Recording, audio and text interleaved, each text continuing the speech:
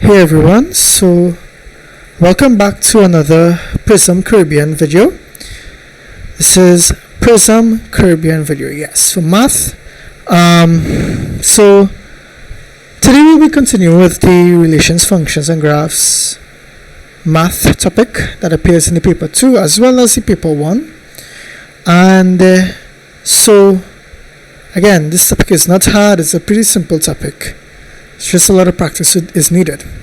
Now, before I continue with the syllabus objectives, which is listed over here, I would like to just go over a concept with the graphs. Now, if you recall, before I showed you all two graphs, right? In the video before this. If you didn't see it, just scroll through the next video. The video before this, and you should be able to see it, right? So I'm pointing out some key things about this graph. So this value here, which my cursor is pointing to, is the minimum value. Of course, it will be a value of x comma y, right? This here is a line of symmetry,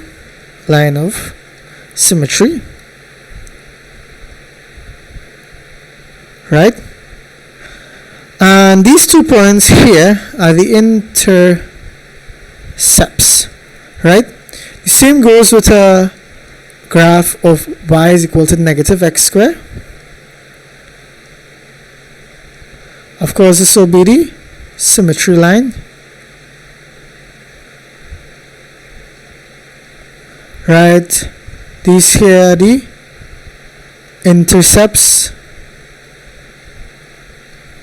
and this here is the line of symmetry, right?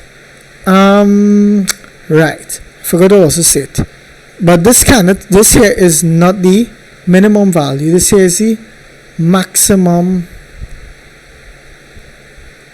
value.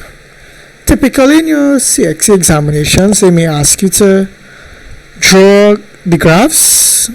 Maybe sometimes they might ask you to draw both. I'm not 100% sure, but usually they might ask you to draw one and answer some questions like state what are the intercepts, what are the minimum or maximum value, depending on which graph you have to draw, and of course state the line of symmetry. Pretty simple concept if you ask me, right? So this is just the first thing I wanted to show you, right? If you needed to take note of that, you can just go back to the YouTube video and select the exact part you want to see. I also want to show you something about a travel distance graph, right? Yes, take note of that.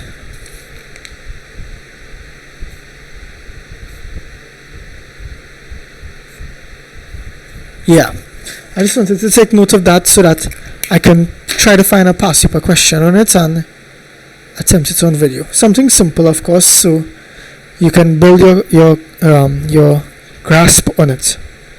So sometimes, okay, this does not end up good. Right, so yeah.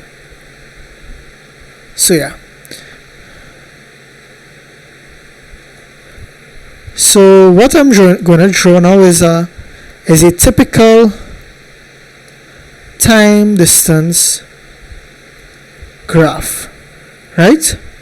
Now you'll have, of course, time usually in seconds and speed usually in meters per second, or distance. Sorry, this usually is distance. Sorry, this is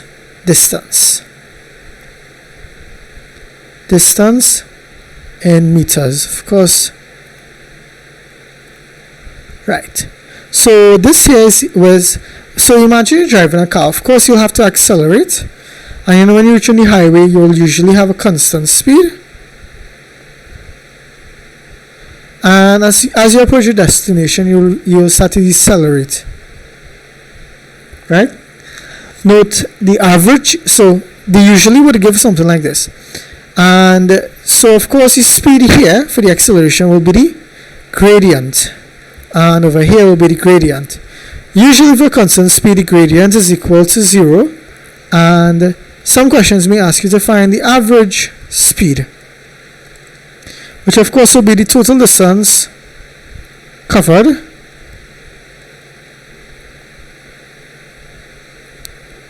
over total time taken. So you just find the values and you input it in here, and of course the total distance covered is of course dependent on the shape. So in this case it will be half into a plus b by h. I believe this is a trapezium shape. So yeah, that's it pretty much. So it's half the sum of the parallel sides, which is this side here and of course the bottom, by the height, right? And that's it. Shouldn't take note of this, right? This is quite important as it relates to your examination topics.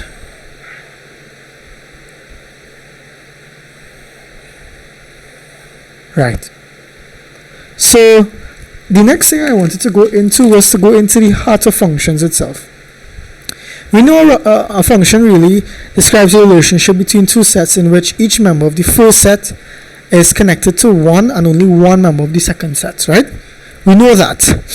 And we know the functions can be denoted as f of x, g of x, and even h of x, right? So also we know that a function can be written as a set or ordered pairs. But let's start getting into a question. So sometimes they might bring up a function which says g of x is equal to 7x minus 3. And they say, well, find g of 2. So we know this here is x, right? So now we replace the x with 2. So wherever we see x, we put the 2.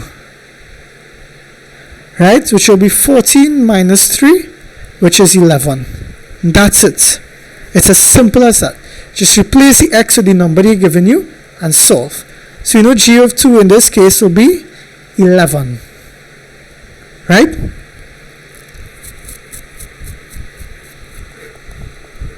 Right? So that's a quite basic concept. So, questions really wouldn't get harder than that if they ask you to substitute a value, right? Now let's say a question asks, which is typical. Find the element in the domain for which the element in the range is 0. Now I had to box off this question by itself because I thought it was quite an interesting question. It's of course an easy concept, right? So I just wanted to show this before I move on and continue with the rest of this topic, right? So find the element in the domain for which the element in the range is 0. This would basically suggest that g of x is equal to 0. Now recall, g of x is equal to 7x minus 3. So we know g of x is equal to 0 in this case. So we put 0 is equal to 7x minus 3. And of course we know here, solve for x, right? So you know in this case 3 is equal to 7x and 3 over 7 is equal to x. Hence 3 over 7 is the element in the domain for which the element in the range is 0. It's as simple as that, right? So just to go over it, when they ask for the value of x when the range is 0, this means the function is equal to 0. That is, in this case, g of x is equal to 0.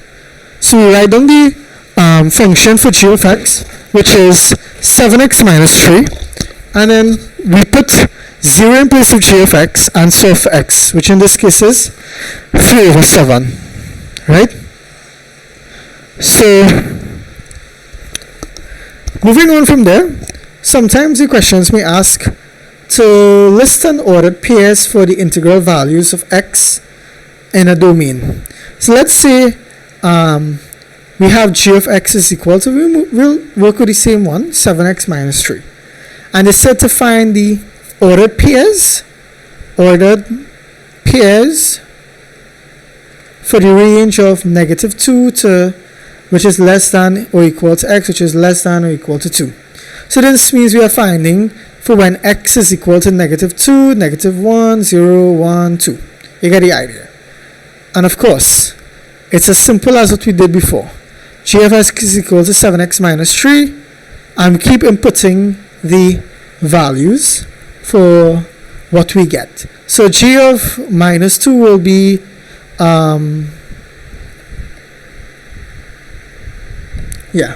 g of -2 will be -17, right?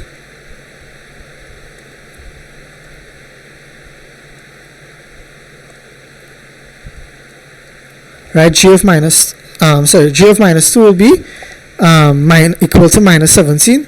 So therefore the first ordered pair will be -2 comma -17, right? Yeah. So the next one we work with is the g of -1, which of course we input in the equation, which will be -7 minus 3, which is equal to -10. So it will be -1 comma -10, right? And we continue along this for the g of 0, which of course will give us -3, and g of 1, which will equal to 4, and g of 2, which is equal to 11. And so we get the ordered pairs of -2, -17, -1, -10, 0 comma -3, and we have 1 comma 4 and 2 comma 11. And of course this will be the set of ordered pairs for this range. Again, once more, what we did again, we have the function g of x is equal to 7x minus 3, and they want to find the ordered pairs for the range of -2 is less than or equal to x, less than or equal to 2. So what we do is that we take each of the x value, which is -2, -1, 0, 1 and 2, and we input it into the function to find what will be the ordered pairs. And then we simply write all the ordered pairs. So if you want, at this point I suggest to you, if you need to do it, replay this part of the video and try it on your own and see if you get these answers. And if you don't, of course, it's a learning process. Just replay the video and see where you went wrong exactly. And of course, if you have any questions, just link them in the comment section, or you can email us on our Prism Caribbean email. And of course, we'll get back to you the soonest possible time we can.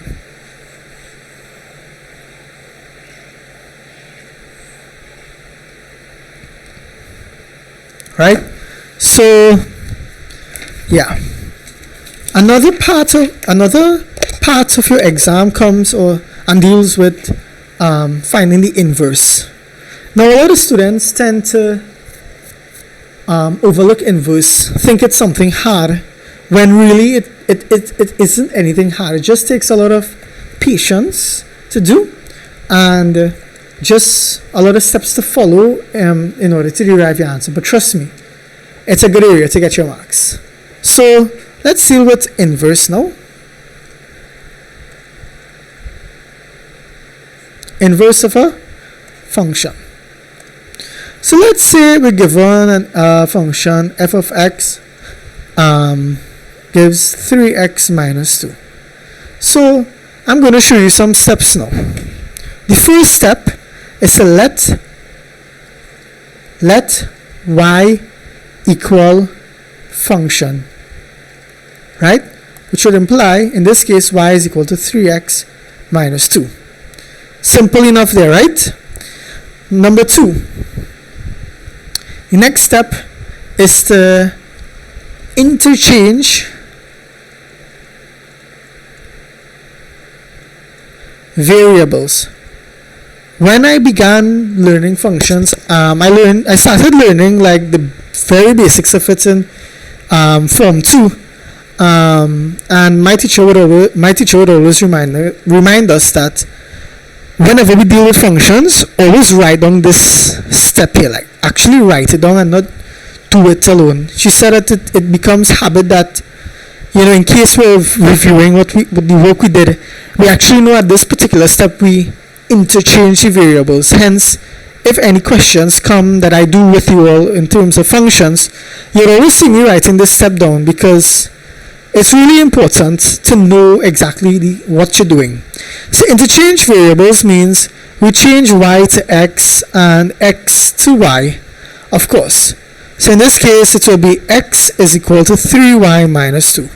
Again, the original function, of course, when we changed y is equal to the function, will be y is equal to 3x minus 2. Then we interchange variables, which meant that y turns to x and x turns to y.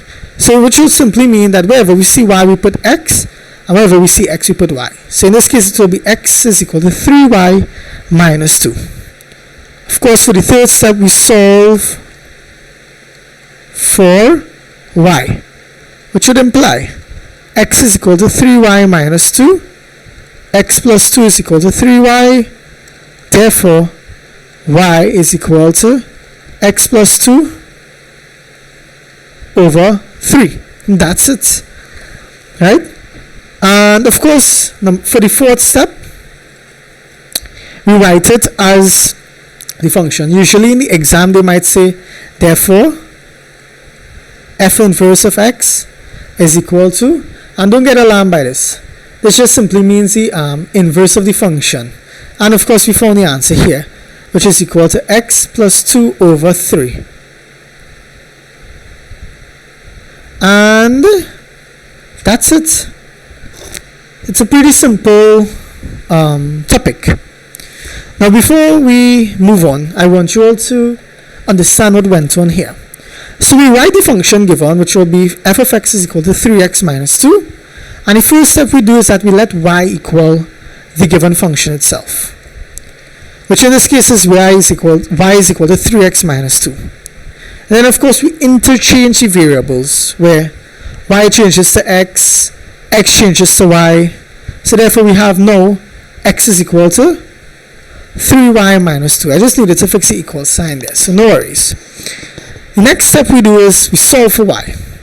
So we carry the negative 2 across to make it positive 2, and we have it equal to y, 3y, and of course the opposite of multiplication is division, so we carry the 3 across to divide it, and we just input it into the inverse sign, which is f inverse of x is equal to x plus 2 over 3, right? Determine the inverse, which will be f inverse of x, right?